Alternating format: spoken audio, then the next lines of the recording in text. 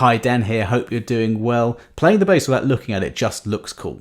But if you're on a gig or you're reading music, having your head down here is going to be no good. You need to be alert, you need to be looking around. So that all comes down to not looking down here, and we're going to learn how to do that now. People who are good at anything make it look really, really easy. And when you see those bass players who are just playing without looking, you can tell that they understand the instrument a bit better. So I think if you can play without looking at the instrument, at the neck, then you know that you're starting to improve a little bit.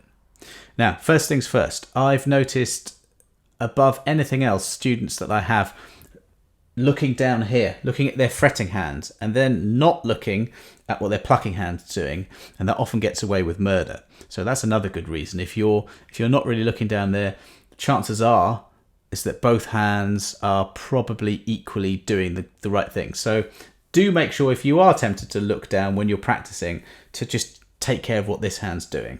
But there are a number of things I'm going to teach you now. First things first is just get used to how the bass feels. Make sure you're holding it properly. You're not grabbing onto the neck here, so that your hand and wrist is free to move across. But as I'm looking at you here, I can just feel there, that's the nut, it's the end of the bass there.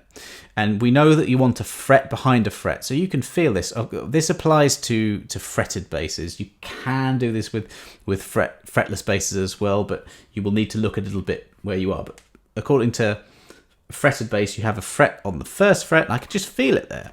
So you definitely need to learn the names of the notes, okay, and patterns. So I can feel that's the end there, so this is an F. If you go 2 frets across and 2 strings down, that's an octave pattern. So I've got this shape here.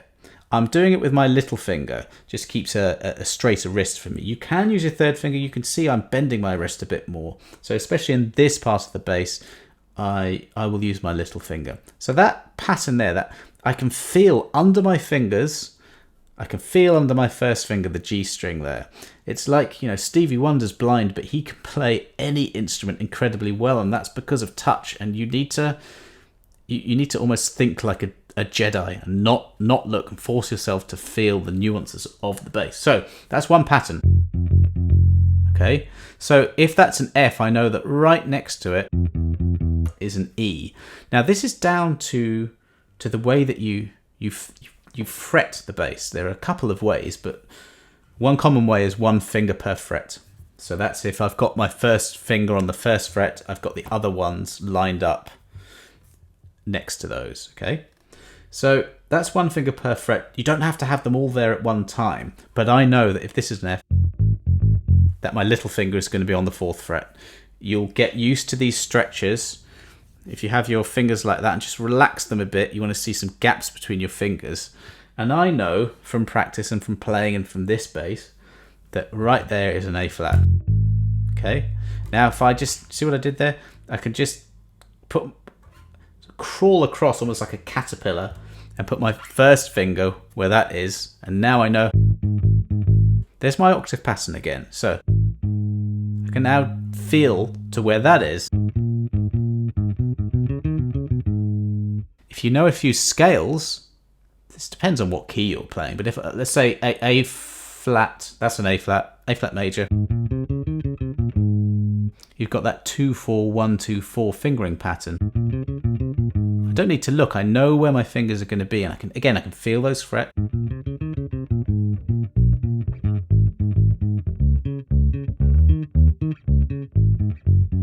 You know, those are all octave patterns. I know I'm back to the F now. I know I'm on my first finger here, so I know that's an E, F, F sharp, G. That's that 1 finger per fret pattern. That's the reason that I know where the notes are right underneath my fingers. If you know your intervals, an octave is 1, a 4th is another. The bass is tuned in 4ths. E, A, D, G. Those are 4ths. So there's an E first finger on the 2nd fret, the D string. Without even looking, I know that right underneath that is an A. Like this, look, E to A. Adjacent strings on with no frets is E to A. Same here, look. E to A. Now, if you're doing a bit of a big jump when you're playing, you will need to glance down a little bit, because it's a bit of a leap of faith to go from, say, there to there. You can do it, but you might not want to risk that. So if I know I'm on an E here, here's another thing. I was just doing E minor pentatonic there.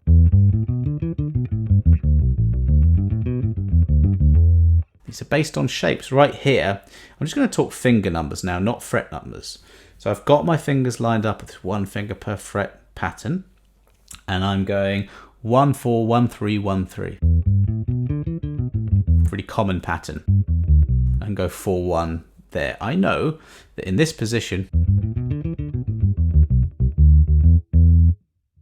those notes will create that sound.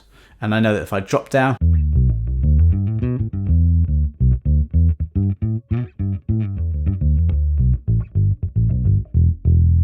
all those notes belong to the shapes of E minor pentatonic that you get.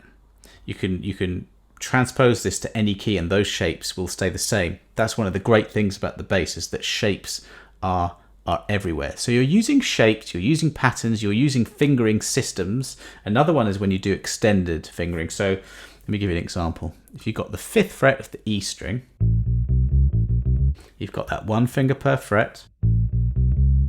I know that if I keep my fingers here, except I move the 1st finger down 1 fret, so the others have stayed the same, 1st finger's moved out. Let's just say I'm in the key of A flat again, A flat major.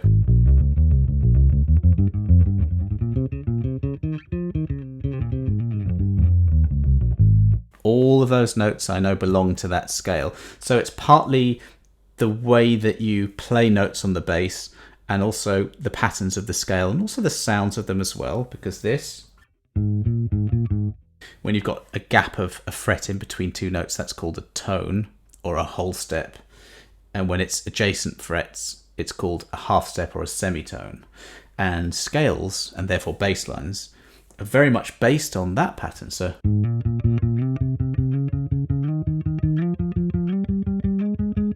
I don't need to look, because I know that a major scale is built in that way. Of course, there are other scales and they have different formulas, but once you learn them and you connect those patterns up to your ear, you'll know that as well. So it's about using your ears, but it's also about using your fingers as eyes. I've been speaking about this hand a lot, but the plucking hand. So I'm anchored here on the pickup, but I could just as easily, when I'm not plucking the E string, rest my thumb on it. So I know now where the E string is, and the others, I can even just go to the A string if I'm playing the D and the G strings. So I can feel them, I can really feel them there. And because I'm anchored, I know exactly where everything is. Now, the more experienced you get, the more used to these patterns you'll get, and the more used to your bass you'll get. I've been playing for nearly 30 years, so this now feels like an extension of my body. And the more that you play, all the more that you put into it, the more practice that you decide to do, the better you'll get at actually anything you choose to. But I do think that if you can play, it's not some macho thing. You can look at the bass, absolutely no problem with that. But I think that when you can move your gaze from down there, you connect a bit more deeply with the instrument, and you begin to understand it a bit more with all those patterns I was talking about, the way that scales are made.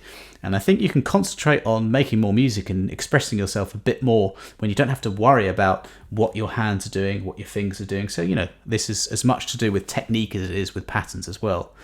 That's an important point, is that learning the bass, learning music is never about one thing. It's never about groove. It's never about technique or the bass. It's about quite a few things coming together and solidifying in your mind so that you understand lots of different things. I spoke about octaves, did a couple of fourths there, but every single interval on the bass has a pattern. Here's an octave.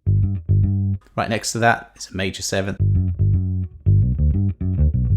There's a major seventh arpeggio. There's a minor seventh arpeggio.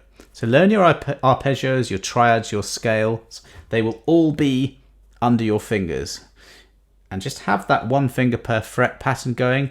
You've got the extended fingering option there as well, and remember to really feel those strings underneath You've got the nut there at the end. You can really feel where that is. You're fretting behind a fret each time. Absolutely do look at the bass when you need to shift, and then you can concentrate on making music. I hope you got something from that. If you've got any questions or any ideas about future lessons you'd like me to do, then leave a comment below. Otherwise, please do subscribe, and I'll see you on the next video.